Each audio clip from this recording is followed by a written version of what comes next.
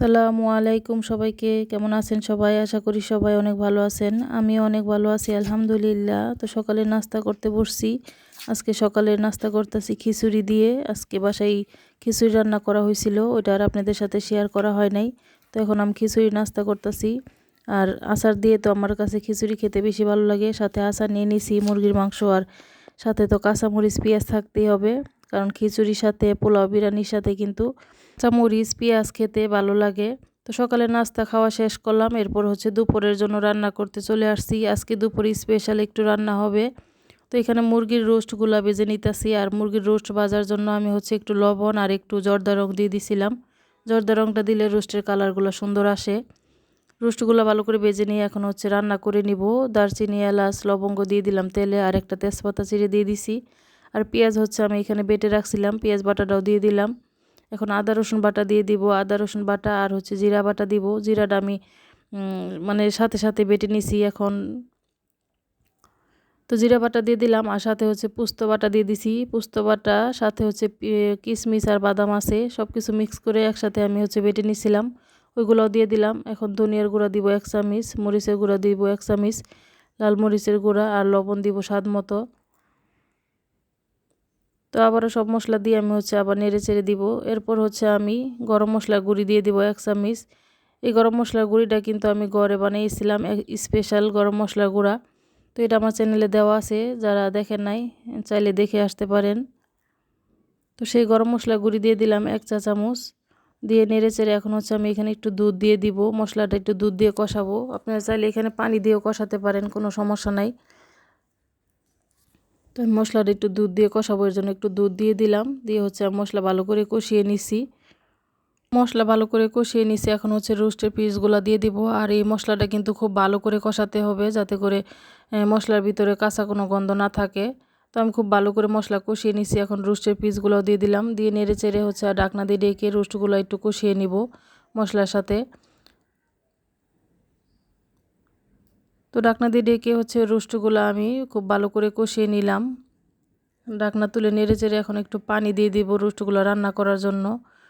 আপনারা চাইলে সম্পূর্ণ রান্না দুধ দিয়েও করতে পারেন, তো আমি আর এখানে দুধ দিব না, এখন একটু পানি দিয়ে দিলাম। তো রোস্টের মশলা ছাড়াও কিন্তু অনেক মজা করে মানে রোস্ট রান্না করা যায়। আমি যে ঘরে তৈরি করছি স্পেশাল গরম মশলা, তো এই গরম মশলাটা দিয়ে কিন্তু এরকম মানে রোস্ট, তারপরে বিরিয়ানি, এরপর গরু মাংসের ভুনা, কাবাব, তো সব কিছুই রান্না করা যায়। তো আমি যে এটা রোস্টের মশলা ছাড়াই রোস্ট রান্না করি, এটা আসলে অনেকের না বললে তারা বুঝতেই পারবে না, কারণ অনেক সুন্দর একটা ফ্লেভার আসে, গ্রান আসে, আর অনেক মজা হয়। তো স্পেশাল করে যে গরম মশলা তৈরি করছি, ওটার ভিডিও আমার চ্যানেলে দেওয়া আছে, কেউ চাইলে দেখে আসতে পারেন। তো রোস্ট রান্না হয়ে গেছে, আমি 2 ফোঁটা কেওড়া জল দিয়ে আমি নামিয়ে নিছি, খুব সুন্দর একটা ফ্লেভার আসার জন্য। এরপর আমি গরুর মাংস হাতে মাখিয়ে রাখছিলাম, বসিয়ে দিছি, ওইটা রান্না করে নিছি। গরুর মাংসের কালারটা অনেক সুন্দর আসছে। আর গরুর মাংসটা আজকে আর একেবারে বোনা বোনা করি নাই, এরকম হালকা একটু মাখা মাখা রাখছি। তো মাংস রান্না হয়ে গেছে, এখন আমি এখানে পোলাওটা রান্না করে নিব। তো এখন পোলাওটা বসিয়ে দিব।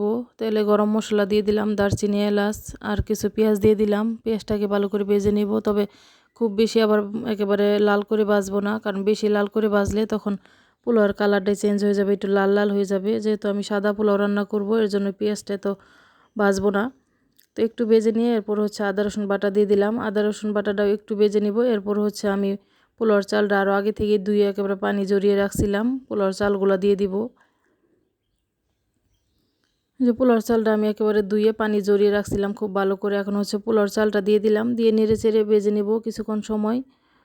পোলাও রান্না করার সময় সব সময় মানে পোলাও বা বিরিয়ানি রান্না করার ক্ষেত্রে চালগুলাকে একটু ভালো করে ভাজতে হয়, তাহলে পোলাও বা বিরিয়ানি অনেক সুন্দর ঝরঝরে হয়। তো আমি একটু সময় নিয়ে কিন্তু পোলাওর চালগুলাকে খুব ভালো করে ভেজে নিছি। এরপর পানি দিয়ে দিব পরিমাণ মতো। তো পানি দিয়ে নেড়ে চেড়ে ঢাকনা দিয়ে ডেকে পোলাওটা রান্না করে দিব। আর লবণ দিয়ে আমি এখন লবণটাও দিয়ে দিব, স্বাদ মতো লবণ দিয়ে দিব আর কি। তো লবণ দিয়ে একটু নেড়ে চেড়ে দিব। তো ঢাকনা দিয়ে ডেকে দিছিলাম, আর পোলাও থেকে কিন্তু আমার পানিটা এখন শুকিয়ে গেছে। ঢাকনা তুলে নিলাম, একটু নেড়ে চেড়ে ঢাকনা দিয়ে ডেকে দেবো ফোটার জন্য। আর আমার পোলাওটা কিন্তু দেখেই বোঝা যাইতেছে যে পোলাওটা কতটা সুন্দর ঝরঝরে হয়েছে। তো রান্নাবান্না শেষ করে এখন হচ্ছে সব কিছু রেডি করছি, দুপুরে খেতে বসবো সবাই। তো এইগুলোই ছিল আমার আজকের রান্নাবান্না। তোমার রান্নাগুলো কেমন লাগলো কমেন্ট করে জানাবেন। ভালো লাগলে চ্যানেলটাকে সাবস্ক্রাইব করে পাশে থাকবেন। আল্লাহ হাফেজ সবাইকে।